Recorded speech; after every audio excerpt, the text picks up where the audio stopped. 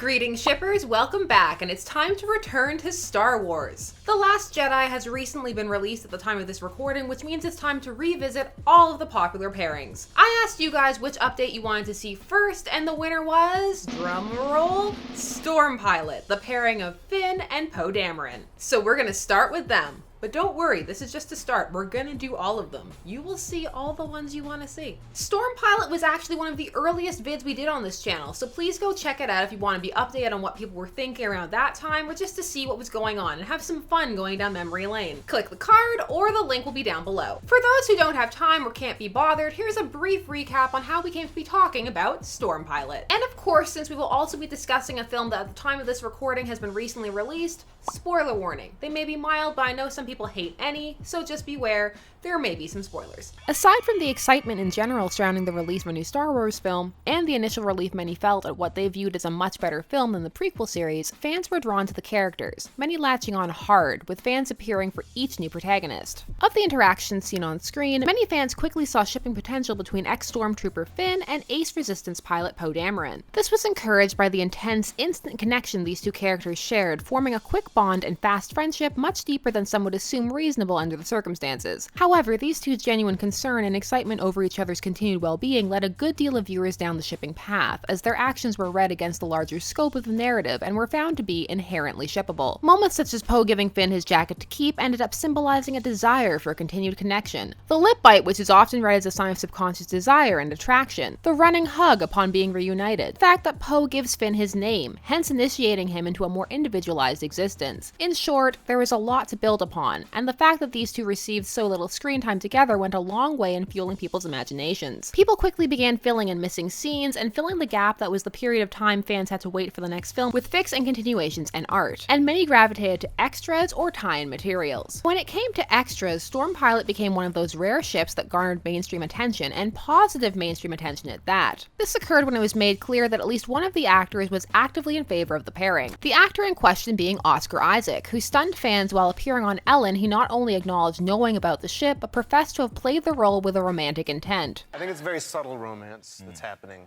You know, you have to just look very close. You have to watch it a few times to see the little hints, but there was... So at least I was playing romance. I was playing. In the cockpit, I was playing. There was a very deep romance. Meaning, his statements indicate that in his view, the character is indeed pining, and all those who noted the lip bite and other mannerisms weren't grasping at straws. Reunited and it feels so good. Reunited 'cause we understood.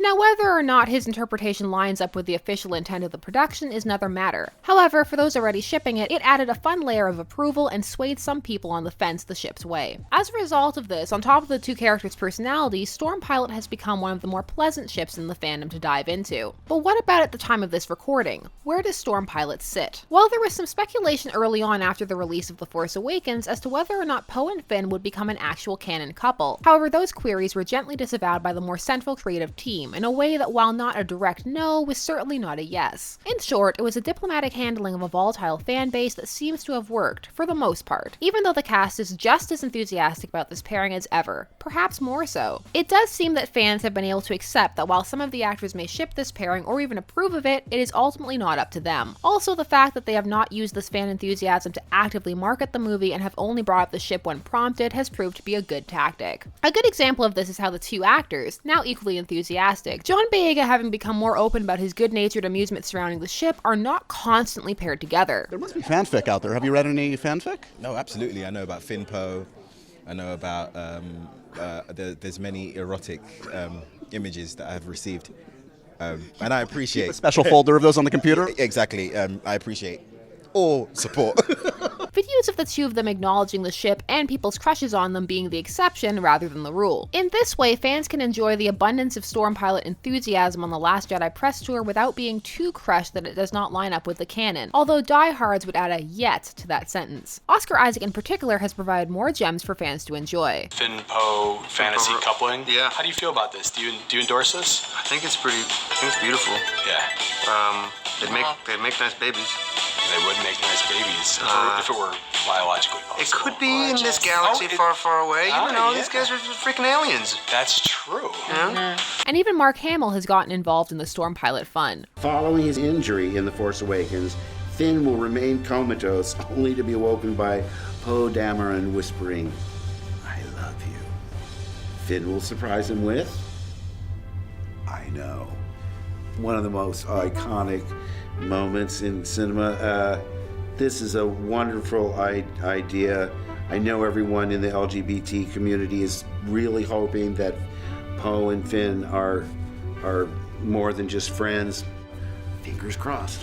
It could happen. So shippers were given even more fuel or potential reminder if their enthusiasm for the ship had cooled in the months between releases. That is, if they are fans who follow this kind of extra press tour material. For those who are, some new fans or those unaware of their pairing may have been galvanized to check it out. It must be noted that this ship has indeed still been going strong, even outside of all this, as when the Vanity Fair cover featuring Finn appeared, people were quick to flock to social media to note not only was he still wearing Poe's coat, indeed, it looked like he was wearing Poe's entire civilian outfit, an observation which caused much excitement and did cause some speculation. Purposeful or not, that remains for fans to decide. Now before we hit the why not ship them section, let us enter the potentially spoilery section of the video and discuss where does Stormpilot stand now canon-wise, and what new moments have been added. Well, canon-wise, it is still not a thing. In fact, it could be argued that the films are actually pushing for a different canon pairing for one of these protagonists. A move that for some has added to their dislike of the film or of this newly introduced character, which added to the disappointment of some who held out hope that this was an arena where perhaps fans' passion for the pairing would win out. However, for those who subscribe to the secret couple or choose to watch the films as though this pairing was occurring, or even those who picked up on the moments from the first film, this movie is a goldmine. The relationship between these two characters is as close as ever, as is the amount of concern they have for each other, and they are just as touches. Indeed, if you were a fan of Poe running to Finn the first time, you'll enjoy it just as much the second time. And the small amount of screen time they once again share does little to distance them from each other emotionally. Indeed, the ease with which they slip into working together and scheming/plotting is in line with many a shipper's headcanon. So in short, if you already shipped them, there were more moments to enjoy, though not as many as desired for those who were hoping for canonicity. And if one didn't ship them, perhaps this film could change their minds. But as the moments are similar and the performances the same, many of the rationales behind the ship remain the same as well. So while there may be some new shippers/converts, if you were dead set against it or ambivalent, this movie may not change that. Especially as this new film has proved to be very polarizing for many fans. Speaking of those not shipping, some simply did not feel there was enough evidence to support more than a friendship, and even with all the actor support and Oscar Isaac's pining performance admission, they are not swayed. And while many fans delight in seeing actors talk about fan culture, particularly in such a positive, open, and accepting way, and feel that Star Wars is actually a very good example of this, there are some who prefer that fandom and the official creative sphere remain separate, and they dislike hearing actors discuss fan culture. Some because they are not a part of that side of fan culture, some because they feel that actors do not have a right to be part of that fan culture, and others because they feel pandered to. And it just makes some uncomfortable, an unwelcome acknowledgement that the people they write about/talk about are aware of what is being circulated about them. For some who feel this way, actor/creator approval could push them away from the pairing rather than towards it. And it of course must be noted that there are some who are against it because it is a homosexual pairing, and either view the ship as an attempt to push a potential agenda, or a result of the fangirl phenomenon, which when misinterpreted does appear to simply be fans queering every single character under the sun. And then of course there's just standard bigotry. However, Stormpilot is one of the more positive ships out there, particularly in this latest round of Star Wars ships. Even as parts of the fandom swirl in turmoil, Stormpilot remains for the most part fun. The community produces great art, fics, vids, and has a decent sense of humor about itself, which can be difficult to find sometimes. While people are passionate and take their ships seriously, it has not veered into the realm of toxicity, at least not at the time of this recording, and hopefully it never veers down that road. A fear some hold after the introduction of a certain female tech called Rose, a character who has polarized viewers, some really taking to her, others feeling that she's a bit too much of a fanfic style insert, others still annoyed at how much time was dedicated to her plot rather than others. So over time, after things settle, it'll be interesting to see how that affects Stormpilot, which despite all of this is still definitely going strong. In short, Stormpilot Stormpilot remains as delightful as ever, and this latest film has reignited existing enthusiasm, recruited some new fans, and resulted in a new outpouring of works for shippers old and new to enjoy. The door also remains open for these two in canon as well, as their relationship has been depicted on screen in such a way that it really could go either way and remain believable. And for those who don't ship them, they weren't in the forefront to the point where their chemistry couldn't be dismissed or ignored, unlike a certain other ship we shall be updating shortly. While Stormpilot may not be the most popular ship within the fandom, it is difficult to tell as this fandom spans so many platforms, it is the most accepted within it, and the one with the least negative discourse surrounding it. Not to say it's all sunshine and rainbows, but it's definitely not a stormy day either. So if you're looking to dive in, don't be scared. It's a good time and there's lots to explore with hopefully more to come. Are you guys Stormpilot shippers? If you were a non-shipper, did this movie convert you? Do you think we now have enough for a shippable moments app? Because this movie did definitely have some gems. How did you meet her is up there for me. Really, The Last Jedi just has gems for all ships. No matter what you ship, there's something for you. In short, it's a great time to be a multi-shipper. Also, let me know if you'd be interested in seeing a vid on the specific types of tropes, fics, art, that kind of thing produced for this specific pairing.